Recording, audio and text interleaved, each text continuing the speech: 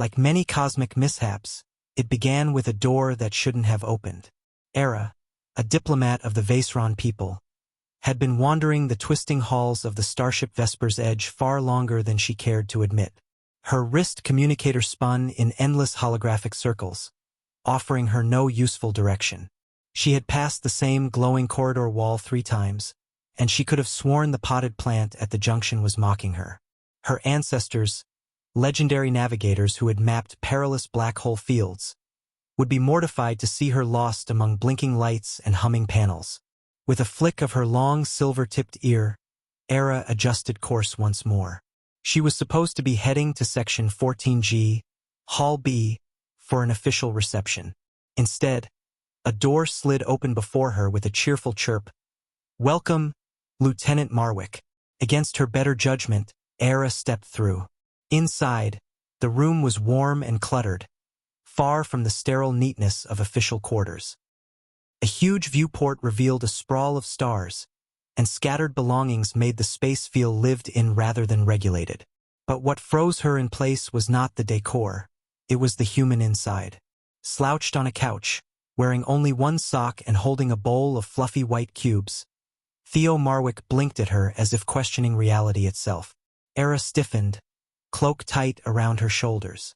"I apologize. I appear to have miscalculated." Theo, recovering with questionable charm, grinned. "Welcome to my humble star cave. You're not lost, you're just early to the chaos." Setting his snack aside, he gestured broadly at the mess. Part quarters, part museum of bad decisions. Diplomatic meetings, however, are in short supply. For reasons even she couldn't explain, Era didn't immediately flee. Something in his easy manner, light words, humor tucked in every syllable, made her pause.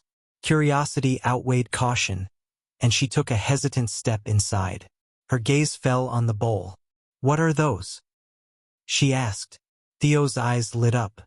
"You've never had a marshmallow? Oh, you're in for a treat. Sit down, unless you're allergic to joy." Warily, Era perched at the edge of the couch. Theo demonstrated how to eat the strange confection, and she mimicked him, biting into the soft cube. Her ears flicked with surprise. "It is unnecessarily fluffy." Theo's laughter filled the room, startling a nearby drone. "That's humanity in a nutshell. We specialize in unnecessary things." Era found herself relaxing against all training. She asked if all humans subsisted on sugar clouds and mismatched socks. Theo grinned. "Pretty much. Add pizza and questionable decisions, and you've got the full human experience." For the first time in weeks, Era laughed. An awkward, half-snorted sound she hadn't made since her youth. Mortified, she covered her mouth, but Theo's grin only widened. "Adorable. You snort when you laugh." Somehow, this room of clutter and imperfection felt more real than all the polished halls of diplomacy she'd endured. When Theo asked about her story, Era hesitated. She shouldn't stay. She shouldn't speak. Yet words spilled out. Fragments of her twin-sunned homeworld, the singing dunes, her daring sister. And Theo listened, eyes bright with wonder. For once, Era didn't feel like a diplomat or an exile. She simply felt seen. Era hadn't planned to linger, but Theo's room had a gravity all its own. Warmth woven from clutter, laughter, and starlight spilling through the viewport. Hours slipped by as easily as the stories he coaxed from her. He was disarming in a way few humans, or Vaserons, were, tossing out humor like breadcrumbs until her guard lowered without her noticing. When she finally stood to leave, Theo leaned back with his signature grin. "Careful, Era. First visit's free, but you might find yourself sneaking back for more marshmallows." She tilted her head, silver-tipped ears twitching with puzzlement. "Are you suggesting your quarters are addictive?" "Obviously. Side effects include laughter, poor life choices, and excessive sugar intake." Her lips curved, almost a smile, but she masked it quickly and swept from the room with a flourish of her cloak. Yet the faint echo of his voice followed her down the corridor. Over the next few cycles, Era found herself retracing her steps toward Section 14G, Hall B, except somehow her path always veered toward Theo's door. Sometimes she claimed to be lost again. Other times she didn't bother with excuses. Each time, Theo welcomed her with a quip and another strange human snack.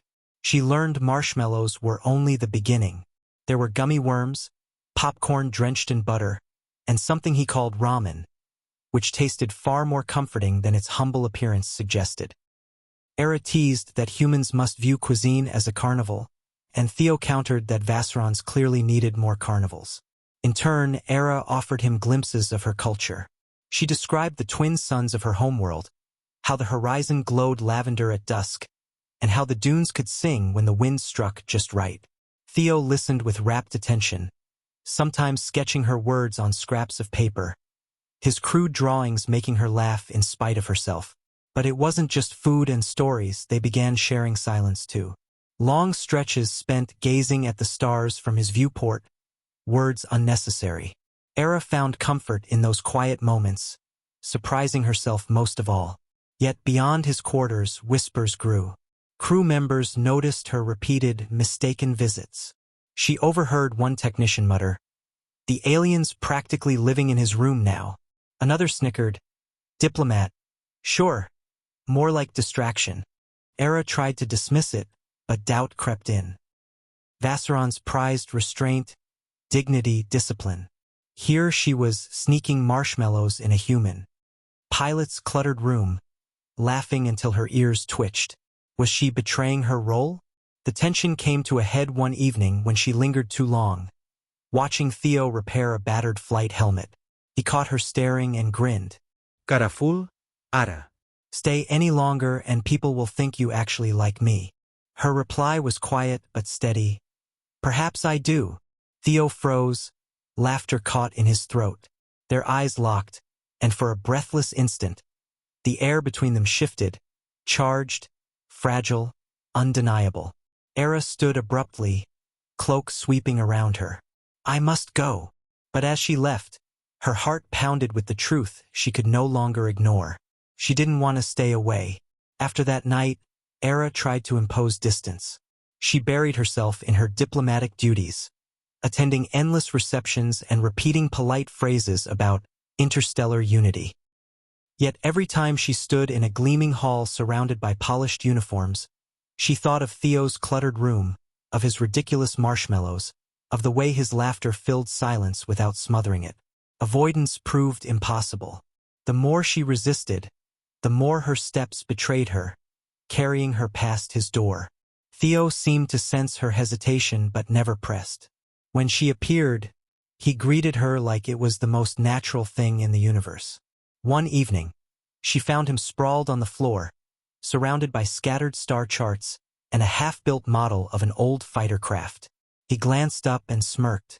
"Ada." Perfect timing. "I was just about to lose an argument with glue."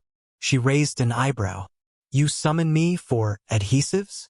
"No, I summon you for victory. See, I need your hands steadier than mine." Against her better judgment, Era knelt beside him. Together, they pieced the fragile model into shape.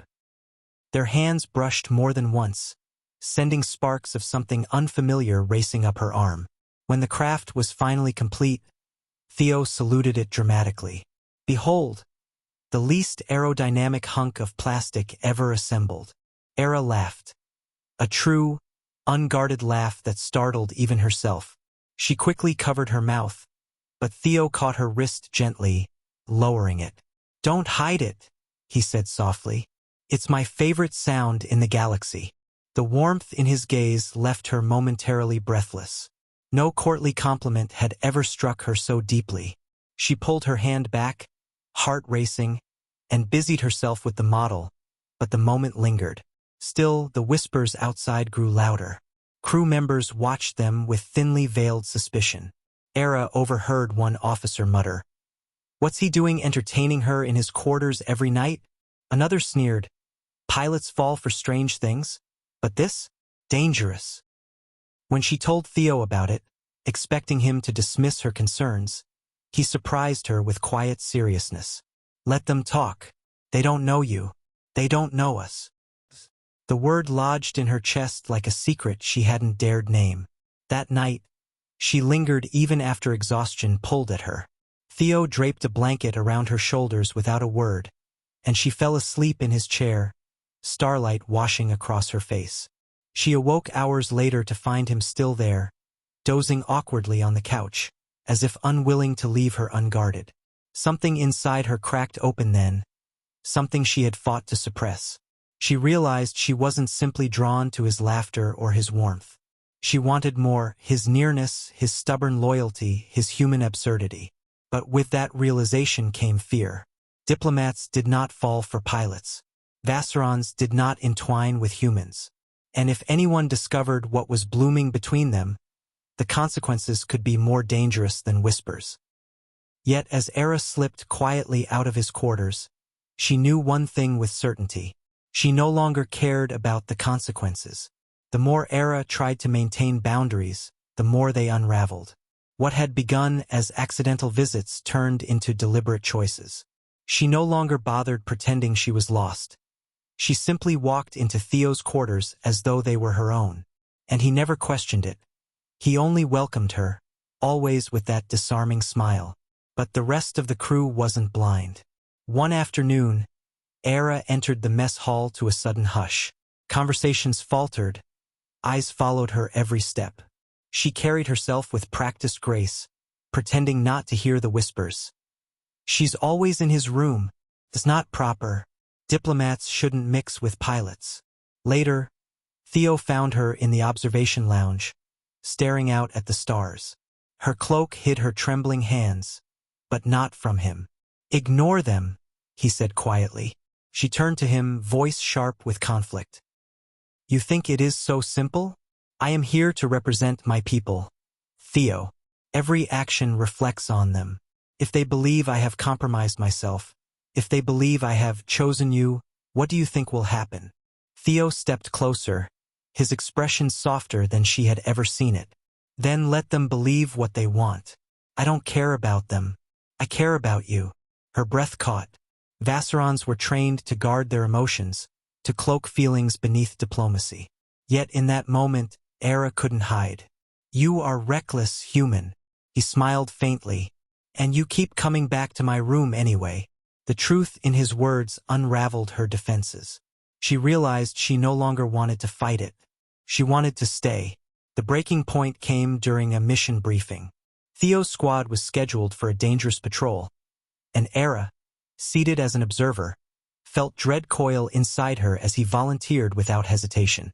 She should have remained silent, impartial. Instead, she blurted, "Must it be you?" Every head turned. Theo glanced at her, surprise flickering across his face before he masked it with a grin. Someone has to keep the stars entertained. When the meeting ended, she pulled him aside, fury and fear tangled in her voice. "Do you value nothing? Not your life, not—" She stopped short, unable to finish. Theo's hand brushed hers, grounding her. "I value this," he said softly. "Us, whatever this is." Her silver-tipped ears trembled, betraying the storm inside. At last, she whispered the truth neither had dared say aloud. "I do not wish to leave your side." He cupped her face gently, searching her eyes. "Then don't."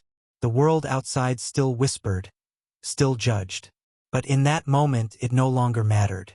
Era had walked into his room by accident. Now she stayed by choice. Later, curled in his cluttered quarters with starlight spilling across them, Era tasted another marshmallow and let herself laugh freely. The sound was raw, unguarded, and wholly hers. She had entered as a lost diplomat. She remained as something far more dangerous, someone who had dared to love where she was told not to, and she no longer wanted to leave.